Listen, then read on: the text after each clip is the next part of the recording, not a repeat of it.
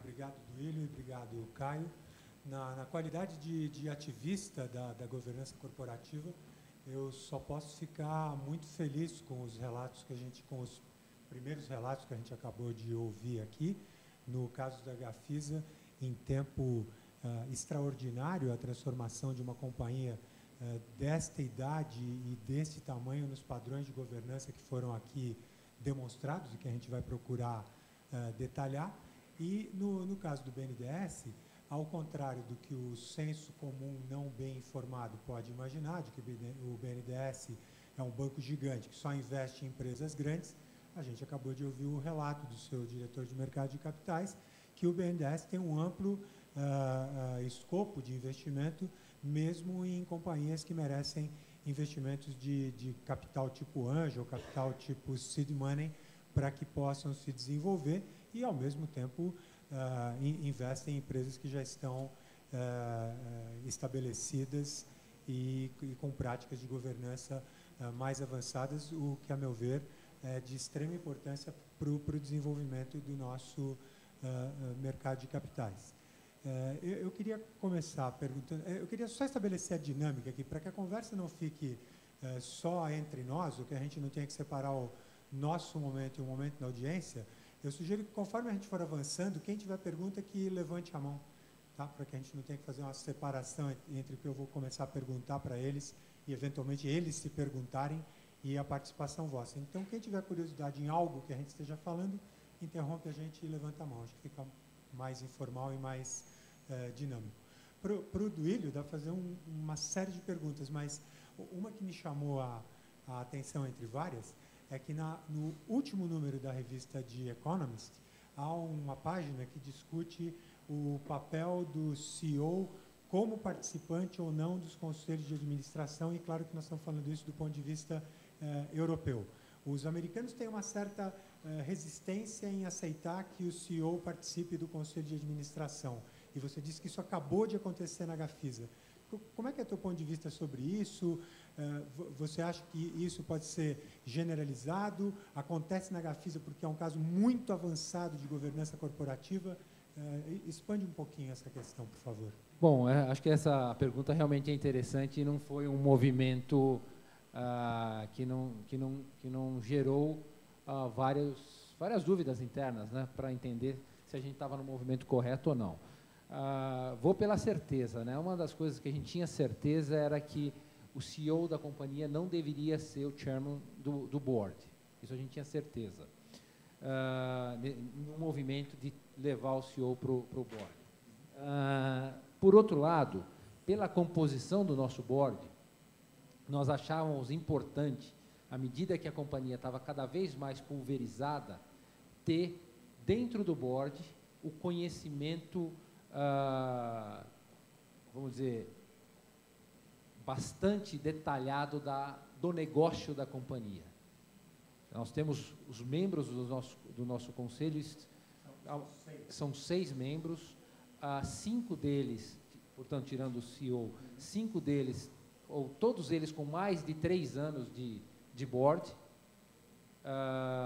2 deles com 5 anos de board. Então, o que a gente achava importante? Não, tempo no board. Os mandatos são de 2 anos, mas tempo no board hoje, de Gafisa, nós temos 2 conselheiros com 5 anos de board e 3 conselheiros com quase 3 anos de board, e agora o presidente da companhia subiu. E é verdade, eu acho que essa é uma discussão que dependendo da parte do mundo que você olhar, tem posições diferentes, né? E nós pensamos sobre isso. A razão que a gente fez esse movimento, basicamente, foi a companhia está se tornando, ou True Corporation, hoje está totalmente pulverizada, e é importante ter a visão do negócio dentro do board. Essa foi a forma que nós enxergamos e realizamos esse movimento. E também, tem algumas companhias que estão fazendo isso no Brasil. A Renner é uma, a PDG fez recentemente, com situação muito parecida com a nossa, em termos de pulverização. Nós não somos favoráveis ao board ser presidido pelo presidente da companhia, isso a gente não é favorável, mas a gente achou muito importante que o negócio estivesse mais próximo o representante da companhia, o executivo que representa a companhia, estivesse mais próximo do conselho e vice-versa, alguém que conhecesse o negócio ajudando os demais membros do conselho. Foi essa a discussão, tá? Ela demorou algum tempo e a conclusão foi: faz sentido, na nosso ver, ter essa mistura. Você tem que olhar o perfil do board. Então, se o CEO da companhia ele vai trazer um perfil para o board, que o board precisa tê-lo, eu acho que faz sentido. Não como presidente do board, mas como membro do board. Então, como que a gente pensa na composição do nosso board? A gente pensa em perfil. Qual é o perfil que eu preciso complementar o meu board? Eu tenho um especialista financeiro, eu tenho um banqueiro, eu tenho um auditor, que é o especialista financeiro, agora eu tenho um dos sócios nossos de Alphaville que conhece muito o negócio de loteamento. E quem conhece o negócio? Eu não tenho. Eu não tenho no board hoje o cara que conhece o negócio. Então, vamos ter alguém que conheça o negócio, o seu processo como um todo dentro do board. Poderia até ser só não poderia ser um concorrente. Tem alguém que conhece o negócio tão bem quanto a gente e que a gente pudesse convidar que não fosse um concorrente? Se tiver, poderia ser uma alternativa. Então, nós temos 6 membros no board de um total de 9. Tem 3 vagas em aberto. Certamente, a gente vai, no próximo membro de conselho que ingressar na companhia, com certeza, se você me perguntar qual é o perfil desse novo conselheiro, vai ser diferente dos outros 6, dos outros 5 ou 6. Pelo estágio de governança. Pelo estágio que a companhia está. Claro. Então, a gente achou importante isso, trazer essa contribuição da companhia para o board e do board para o novo membro que tá sendo eleito, né? Para o Caio, eu queria fazer uma pergunta que seria quase que o fim dessa conversa. Depois a gente volta para os outros estágios.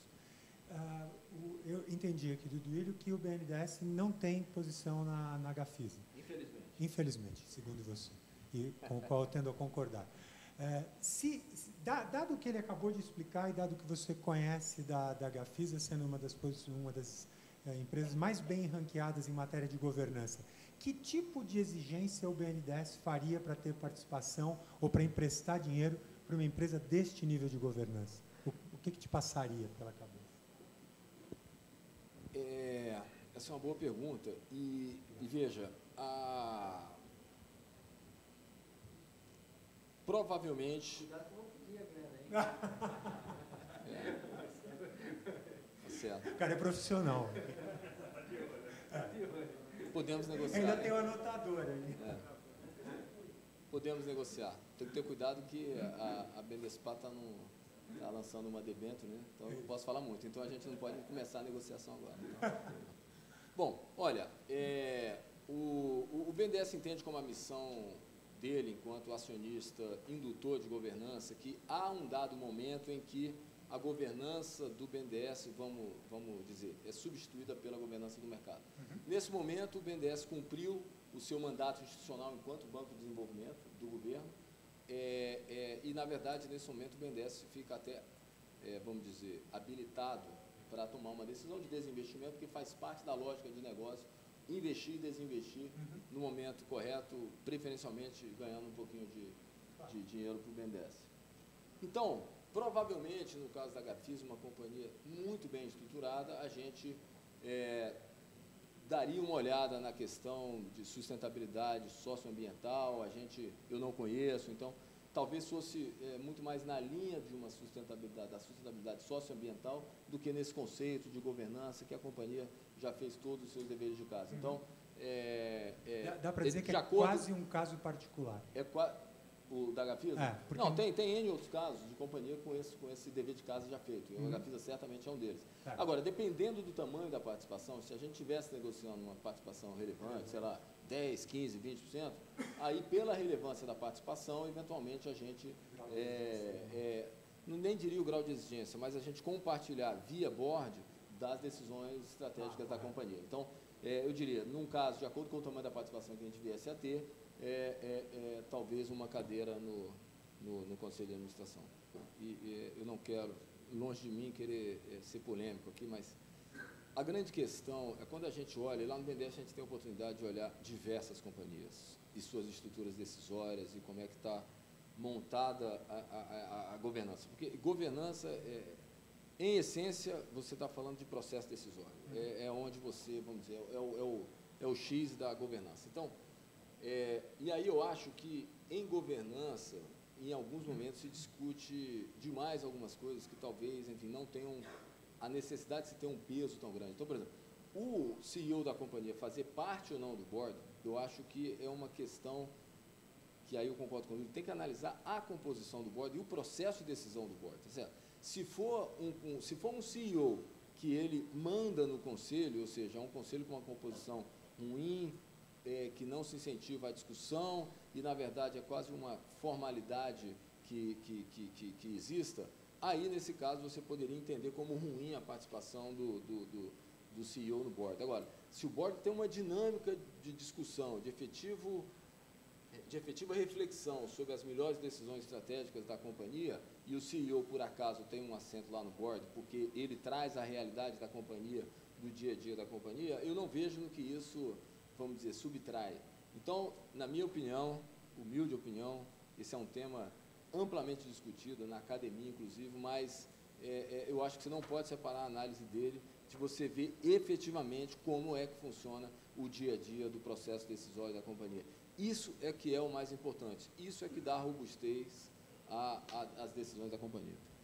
Eu tendo a concordar completamente e penso também que em governança é difícil você estabelecer o certo absoluto e o errado absoluto, porque cada caso é um caso, cada mercado é um mercado, cada estágio de desenvolvimento é diferente do outro. É claro que existem práticas e conceitos que são relativamente, vamos dizer, fixos e aceitos pela comunidade nacional e internacional, mas você não pode se agarrar a ele e dizer que se não estiver praticando determinada linha, você gosta ou não gosta. Eu concordo com você que você tem que analisar o que está na essência da companhia para a qual você está olhando.